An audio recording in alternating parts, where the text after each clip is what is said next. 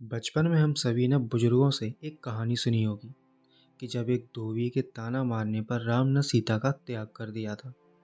तब क्रोध में आकर सीता ने धोबियों को श्राप दिया कि तुम लोगों ने मेरे चरित्र पर झूठा दाग लगाया है, तो मैं श्राप देती हूँ कि तुम लोग भी जीवन भर दूसरों के दाग ही धोते रहोगे। कथा की माने तो धोबी इसी श्राप की वजह से दूसरों के कपड़े धोते हैं। है ना गजब का ज्ञान। वैसे ये श्राप वाली कथा आज तक तो मैंने रामायण या रामचरितमानस में नहीं पढ़ी है, लेकिन अभी भी कई गांवों में लोग धोबियों को ये कहकर जरूर चढ़ाते हैं कि तुम लोगों ने सीता माता पर लांछन लगाया था, इसलिए तुम दूसरों के कपड़े धोते हो। ये कथा भी उसी कथा की तरह है जहाँ केवट को वाल्मीकि द्वारा नीच कहकर अपनी जातीय मानसिकता दिखाई थी। वीडियो मैंने बनाया हुआ है, आप जरूर देखिएगा। अब अगर हम इस कथा की पड़ताल करें कि क्या सचमुच राम ने किसी धोबी के कहने पर सीता को वन में भेजा था, तो इसके भी कहीं कोई प्रमाण नहीं मिलते।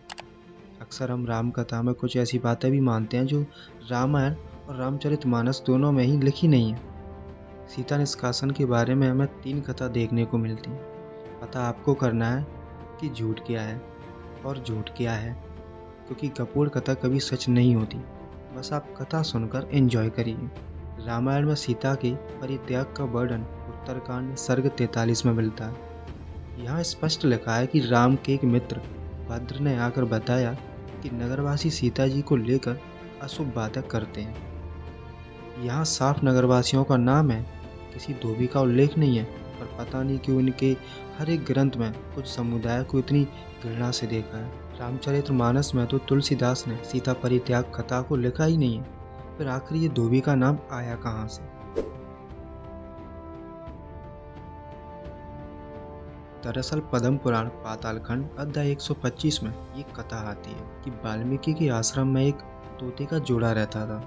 एक दिन जब वाल्मीकि अपने शिष्यों को रामायण सुना रहे थे, तब तोते के उस जोड़े ने सारी राम कथा सुन ली और वहां से उड़कर वो मिथिला आ गई। कथा इसलिए सुन ली क्योंकि मान्यता है कि वाल्मीकि ने पूरी रामायण पहले से ही लिख दी थी। अब मिथिला आने के बाद वो तोते मिथिला के बगीचे में आकर राम और सीता की बातें कर रहे थे और पता चला कि सीता भी उसी बगीचे में बैठी थी। उन्होंने सारी कथा सुन ली और अचानक ही सीता ने तोते की पत्नी को पकड़ लिया और अपने पति के बारे में और कथा पूछने लगी। सीता ने कहा कि मुझे बताओ कि मेरे होने वाले पति राम कौन है, कैसे दिखते, कोई इंस्टा आईडी मिल जाए या फिर फेसबुक ही सही, क्या पर्सनालिटी है, वगैरह वगैरह। सीता ने उस तोते की पत्नी को पकड़ा। उस समय वो गर्भवती थी।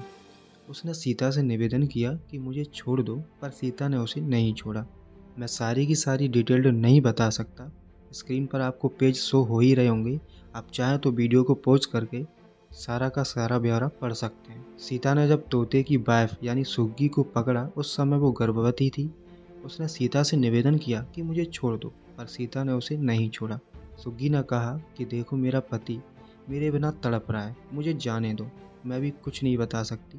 पर सीता ने उसकी एक ना सुनी और कहा कि जब तक तुम नहीं बताओगी तब तक मेरे पास कैद रहोगी।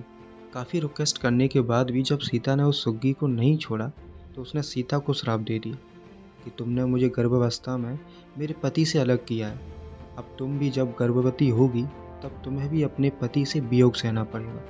ऐसा कहकर उसने वहीं पर अपने प्राण त्याग दिए।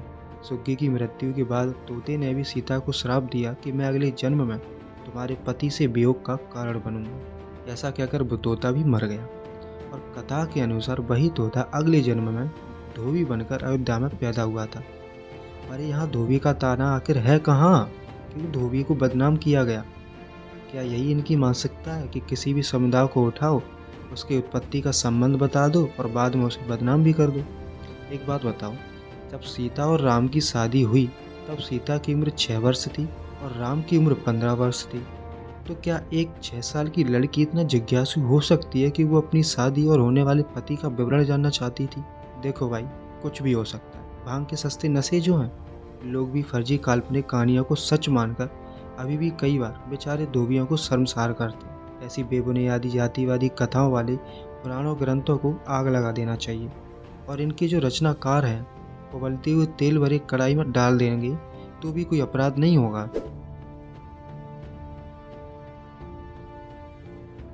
कुछ हिंदू शास्त्रों के अनुसार विष्णु को अवतार लेने का श्राप मिला था और सीता का अपहरण और राम द्वारा बंदरों की मदद मांगना भी एक श्राप था। एक संस्करण में भृगु ने विष्णु को श्राप दिया था कि अपने अगले जन्म में वो अपनी पत्नी से अलग हो जाएंगे, क्योंकि विष्णु ने उनकी पत्नी का सर काट दिया था। ये वाल्मीकि रामायण उत्तरकांड अध्याय 51 में आया है। हे राजा, पूर्व में देवों और असुरों के बीच संघर्ष के दौरान क्या हुआ था? जिन दैत्यों को असुरों ने धमकी दी थी, उन्होंने भृगु की पत्नी के साथ शरण ली और उन्हें आश्रय देकर वे वहां सुरक्षित रूप से रहने लगे। उन्हें इस प्रकार सहायता करते देख देवताओं के मुखिया ने कुपित होकर अपने तीक्ष्ण चक्र से भृगु की पत्नी का सर धड़ से अलग कर दिया। अपनी पत्नी की हत्या को देखते हुए भृगु ने अपने क्रोध में तुरंत शत्रु के विनाशक विष्णु को यह कहते हुए श्राप दिया, जो कि तुमने अपने क्रोध में मेरी पत्नी को मार डाला, जो इस तरह कभी नहीं मरनी चाहिए थी। तुम जन्म लोगे मनुष्यों के लोक में, हे जनार्दन, और वहाँ तुम अपनी पत्नी से बहुत वर्षों तक अलग रहोगे। जब श्राप मिला किसी की पत्नी को मारने का और बदनाम कर दिया बेचारे धोबी को। हाँ, पता है कि आपको छोटी जातियों को नीचा दिखाने का बड़ा शौक है, पर अपने भगवानों के कुकर्मों पर ऐसे पर्दा तो मत डालो। कुकर्म से याद आया, हमारे पास तीसरी कथा भी है। विष्णु द्वारा बलात्कार के बाद वृंदा विष्णु को श्राप देती है। अपने पति को देखकर वृंदा भी बहुत प्रसन्न हुई। वो अपना दुख भूल गई। वो हर चीज को सपना समझने लगी थी। मन में हर्षित और सभी सुप्त वासनाओं को जगाते हुए वो कई दिनों तक जंगल के बीच में उसके साथ खेलती रही। एक बार संभोग के अंत में उसे एहसास होता है कि ये तो विष्णु था, तो वृंदा गुस्से में आकर क्रोधवश उसे डांटा, यानी विष्णु को, और बोली कि दूसरे पुरुष की पत्नी की लज्जा भंग करने के विष्णु के इस दुष्कर्म पर धिक्कार। मैंने जब आपको एक तपस्वी के रूप में प्रकट होने वाले माया के क्षेत्र रक्षक के रूप में महसूस किया है। ये दैत्यों के नीच शत्रु, अन्य लोगों के गुणों को नष्ट करने वाले ये दुष्ट, इस श्राप को मुझसे ले लो, जो सभी व्यक्तियों के लिए अधिक प्रबल है। जिन दो व्यक्तियों को आपने मेरे सामने प्रकट किया है, वे राक्षस बनेंगे और आपकी पत्नी का अपहरण करेंगे। यहाँ आपके शिष्य के रूप में सर्पों के स्वामी के साथ घूमने वाली अपनी पत्नी से वियोग के कारण आप व्यथित होंगे और तुम जंगल में बंदरों की मदद मांगोगे। मुझे तो लगता है कि इन तीनों कथाओं में इनके भगवान राम और सीता के साथ जो भी हुआ वो उनके ही कर्मों का फल था। एक जन्म के लिए कैरेक्टर भी अलग अलग और श्राप भी अलग अलग, है ना गजब के भंगड़ी दिमाग की करामात। अगर सीता उस तोते की पत्नी को छोड़ देती तो सीता को पति से अलग होने का श्राप ना मिलता, और अगर विष्णु किसी की पत्नी का बलात्कार ना करता तो पत्नी से अलग होने का श्राप ना मिलता। पर मुझे ये समझ नहीं आया कि इन दोनों को ही श्राप उन्हीं के कर्मों पर मिला, तो बदनाम धोबी को क्यों करा? कर्मों का फल तो मिलना ही होता है, फिर राम राम के नाम पर इतना हो हल्ला करने की क्या जरूरत है? ये कैसा भगवान है? ऐसे भगवान होते हैं जो सिर्फ श्राप के चलते जंगलों में ठोकरें खाता रहा और पानी में डूबकर आत्महत्या कर ली। या मैं एक बात रामायण से ही बताना चाहूँगा, और वो बात बताना भी जरूरी है कि जब रावण को मारकर राम, सीता और बाकी के लोग लंका से लौटकर अपने अपने घर आ गए थे, तब राम ने सीता को बड़ा बुरा बुरा कहा, जो दर्शाता है रावण के लेखक की महिला विरोधी मानसिकता। हाँ, ये एक जगह और भी सीता के अंगों का चित्रण भी कर चुके हैं, पर सोचो जो नशेड़ी की ऐसी रचनाओं को पवित्र मानते हैं, उनकी भी मानसिकता कैसी रही होगी? क्या उन लोगों ने भी अपनी पत्नी को जंगल में छोड़ा होगा? खैर, हम अपनी कहानी पर वापस आते हैं। राम सीता से कहते हैं कि हे भद्रे, समरागढ़ में शत्रुओं को पराजित करके मैंने तुम्हें उनके चंगुल से छुड़ा लिया है। पुरुषार्थ के द्वारा जो कुछ किया जा सकता था वो मैंने किया। मुझ पर जो कलंक लगा था उसका मैंने मार्जन कर दिया। जब तुम आश्रम में अकेली थी उस समय वो चंचल चित्त वाला राक्षस तुम्हें हर ले गया। वो दोष मेरे ऊपर देववश प्राप्त हुआ था, जिसे मैंने मानव साध्य पुरुषार्थ के द्वारा मार्जन कर दिया। जो पुरुष प्राप्त हुए अपमान का अपने तेज या बल से मार्जन नहीं करते था, उस मंद बुद्धि मानव के महान पुरुषार्थ से भी क्या लाभ हुआ? अपने तिरस्कार का बदला चुकाने के लिए मनुष्य का जो कर्तव्य है, वो सब मैंने अपनी मान रक्षा की अभिलाषा से रावण का वध करके पूर्ण किया। तुम्हारा कल्याण हो। तुम्हें मालूम होना चाहिए कि मैंने जो ये युद्ध का परिश्रम उठाया है और इन मित्रों के पराक्रम से जो इस पे मैंने विजय पाई है, वो सब तुम्हें पाने के लिए नहीं किया गया। तुम्हारे चरित्र में संदेह का अवसर उपस्थित है, फिर भी तुम मेरे सामने खड़ी हो। जैसे आंखों के रोगी को दीपक की ज्योति नहीं सुहाती, उसी प्रकार आज तुम मुझे अत्यंत अप्रिय जान पड़ती हो। अतः जनक कुमारी, तुम्हारी जहाँ इच्छा हो चली जाओ, मैं अपनी ओर से तुम्हें अनुमति देता हूँ। भद्रे, ये 10 दिशाएं तुम्हारे लिए खुली हैं। अब तुमसे मेरा कोई प्रयोजन नहीं है। कौन ऐसा कुलीन पुरुष होगा जो तेजस्वी होकर भी दूसरों के घर में रही स्त्री को केवल इस लोभ से कि ये मेरे साथ बहुत दिनों तक रहकर सौहार्द स्थापित कर चुकी है, मन से भी ग्रहण नहीं कर सकेगा। रावण तुम्हें अपनी गोद में उठा कर ले गया और तुम पर अपनी दूषित दृष्टि डाल चुका है।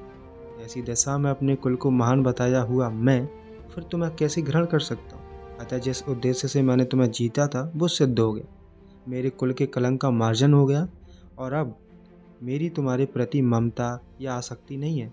अतः तुम जहाँ जाना चाहती हो जा सकती हो। तुम चाहो तो भरत या लक्ष्मण के संरक्षण में सुखपूर्वक रहने का विचार कर सकती हो। सीधे तुम्हारी इच्छा हो तो तुम शत्रुघ्न या बानर राज सुग्रीव अथवा राक्षस राज विभीषण के पास भी रह सकती हो। जहाँ तुम्हें सुख मिले वहीं अपना मन लगाओ। सीते, तुम जैसी दिव्य रूप सौंदर्य से सुशोभित मनोरम नारी को अपने घर में स्थित देखकर रावण चिरकाल तक तुमसे दूर रहने का कष्ट नहीं कर सका होगा। इन बातों से पता चलता है कि राम ने सीता के लिए युद्ध नहीं किया था, बल्कि युद्ध तो किया था ताकि वो अपने ऊपर लगे हुए कलंक को मिटा सके। तो भक्तों, ये थी आपके भगवान राम की माता सीता के प्रति कैरेक्टरलेस मानसिकता। अब भक्तों को पता नहीं समझ में आएगा या नहीं आएगा कि पापा का विरोध करें या मम्मी का सपोर्ट करें। विष्णु ने वृंदा का बलात्कार किया, जिसके लिए उसने विष्णु को श्राप भी दिया कि उसके अवतार में उसकी पत्नी का अपहरण एक राक्षस द्वारा किया जाएगा। उसे बंदरों की भी मदद लेनी होगी। तो इसका मतलब ये तो होना ही था। फिर इस पर इतना हो हल्ला क्यों? क्योंकि हिंदू धर्म के अनुसार हम वही काटते हैं जो हमने अपने पिछले जन्मों में बोया है। ये कर्म का हिस्सा है। हिंदू महिलाओं के बलात्कार और अपहरण के लिए लगभग सभी हिंदू देवताओं का पुतला क्यों नहीं जलाते, बल्कि भगवान मानकर उन्हें पूजने और लग जाते। अगर ये श्राप के कारण ही था तो पृथ्वी से बुराई का अंत करना, ये कॉन्सेप्ट कहाँ से आ टपका?